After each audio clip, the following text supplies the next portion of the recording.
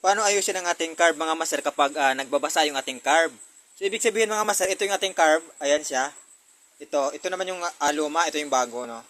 So, anong gagawin natin kapag ang ating carb mga master nagbabasa kapag tayo ay halimbawa nakaparada, tapos hindi natin ino-off yung ating gasolina, nagbabasa yung kanyang ilalim. Pero hindi naman siya nag-overflow.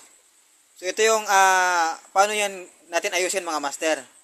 So, una, ang gagawin lang natin mga master, siyempre tanggalan natin yung ating carb, linisan lang natin. Tapos, itong ilalim, kasi ito kasi yung nagbabasa dito. Ayan, ito kasi yun siya. Ayan, ganyan. Halimbawa, ganyan. Tanggalin lang natin itong ilalim. Ayan siya. Ito, tinanggal ko na. Ayan siya. Tapos, itong ilalim na to, mayroon yan ditong laman ng gasolina. Tapos, mayroon niyang gasket. Ito, gasket siya. Ito yung ating gasket. Ngayon, ang gagawin natin mga master, itong gasket na to, tanggalin natin itong gasket. Tapos, linisan natin itong gasket ito. Itong goma na to, linisan natin siya. Linisan natin to. Tapos, ito naman yung kanyang pinagkabitan naman. Linisan din natin to mga master. Tanggalin natin yung mga dumi dito. Kasi, kaya yan nababasa yan mga master. Kasi, ito kasi dito mga master, marumi na. Tapos ngayon, nakakapasok yung, nakakalusot yung gasolina. So, kailangan natin linisan. Pero wag nating lihain. Linisan lang natin ng maayos. Tapos, linisan yung ating rubber. Itong rubber na to, linisan din natin to. Itong gasket. Parang gasket ito eh. Ayan. Ngayon, saka natin ibalik. Try natin ibalik. Pagkatapos, kapag halimbawa, okay na siya, edi goods na yung yung carburetor mo. Ngayon, kung halimbawa, na-testing mo na, in-on mo na yung gasolina, nagbasa pa rin siya.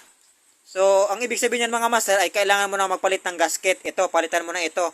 Kasi kahit naglinis ka sa ilalim, nilinisan mo yung gasket na guma, na rubber, ay nagbabasa pa rin yung gilid dito. Dito nagbabasa, pati yung sa ilalim, may mga tumutulo-tulo yan ng konti. So, ang gawin mo, magpalit ka na ng guma, ito, ng gasket, ng rubber. Bumili ka ng carburetor kits. Ayan. So, kapag bibili ka ng carburetor kits, magdala ka ng sample. Yung sample na original ng sa carburetor, dalhin mo siya. Para mayroon kang kopyahan sa gasket. Ito. So, ito yung bago ko na gasket. Ito siya. Na kits. So, ayan siya.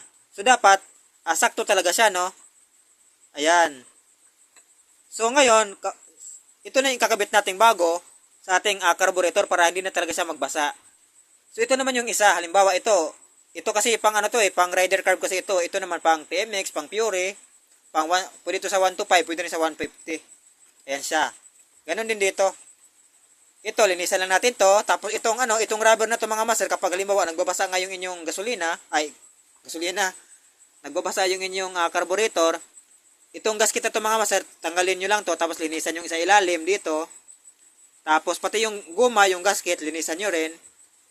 Saka nyo ikabit ng maayos. So, kailangan yung higpit yung mga master, tamang higpit talaga siya para hindi talaga sa lulusot yung gasolina. Pagkatapos, kapag hindi nga talaga obra yung paglinis mo at saka sa gasket, bumili ka na ng rubber kits, yung may gasket na ganito, na same sa inyong gasket sa carburetor.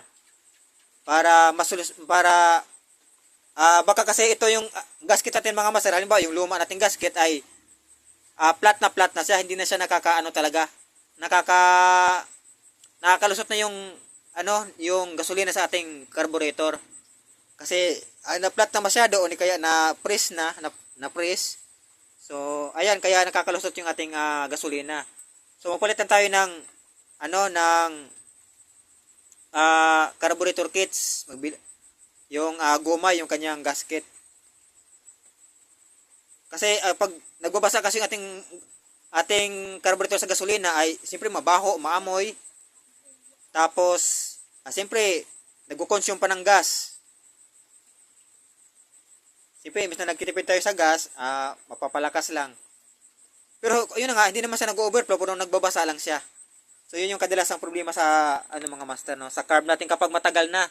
Tapos yung pinapalinis natin, tapos hindi maayos yung pagkalinis. Kasi kadalasan kasi kapag naglilinis tayo ng carb, ang nililinis lang kasi kadalasan yung pin, yung pilot jet sa main jet, tapos yung sa ito sa hangin, yun lang yung binubugahan. Pero yun sa dito sa kits ay hindi nalilinis yung dito sa may gasket, kaya nagkakaroon ng ano ng gasolina nung pag nagbabasa yung ating carburetor.